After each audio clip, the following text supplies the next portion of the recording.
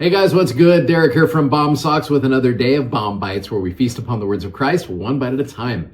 So today we're getting into the book of Moroni with the massive chapter of Moroni, chapter 1, all 4 verses of it. Now, to set the stage for this, I saw a cartoon a little while ago that just made me chuckle. You've got a young Moroni here who tells his dad, Mormon, I don't want to practice. And then Mormon, the wise father, responds, someday, Moroni, you'll thank me for this.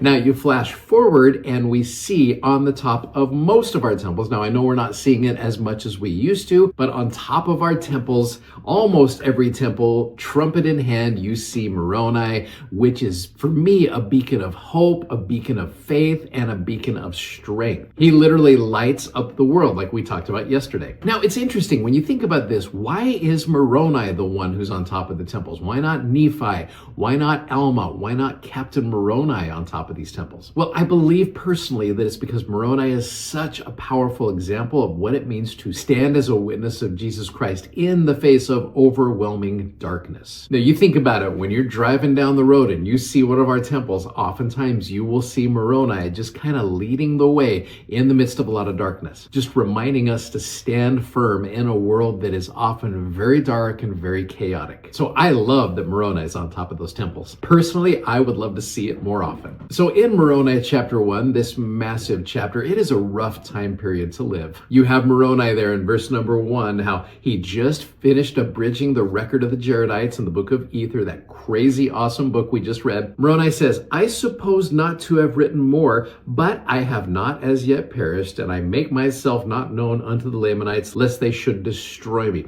Now, this statement right here in verse 2, Moroni says, their wars are exceedingly fierce among themselves, and because of their hatred, they have put to death every Nephite that will not deny the Christ. And then you have got Moroni with this powerful declaration, and I, Moroni, will not deny the Christ. Wherefore I wander whithersoever I can for the safety of my own life. That is strength, my friends. Even while being hunted and alone, he still keeps writing, hoping that his message will one day bless the very people who are trying to destroy him. That is faith, that is love, that is courage. One of the many reasons I love Moroni. Now, for a minute, let's do the math here for a second. So the final battle between the Nephites and the Lamanites took place in 385 AD. We read about that back in the Book of Mormon, Now you look at the chapter heading of Moroni chapter 1, it is 421 AD. And that's about the time when he hides the plates. So if you're throwing some math together, that is 36 years of wandering alone, standing as a lone witness of Jesus Christ. And what is it that kept him going? It is this record right here, and it is the strength of his personal testimony about this book. So when I read this chapter, for me, a lesson that stands out is the strength of our personal testimony will help us stand as a witness,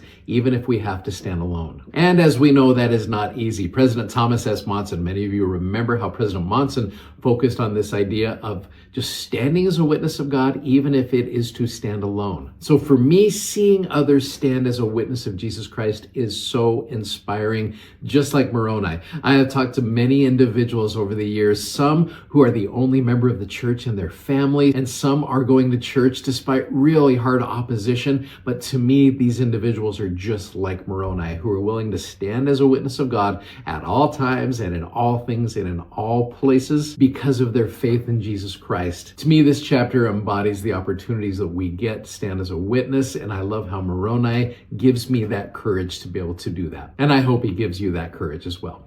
Thank you so much for watching. Thanks for subscribing. Thanks for sharing these messages. As always, we're so grateful that you do that. And if you like what you see, please click the like button. And you got to go check out our amazingly comfortable gospel-themed socks at bombsocks.com. Godspeed, my friends, and we will see you tomorrow. Take care. Bye-bye.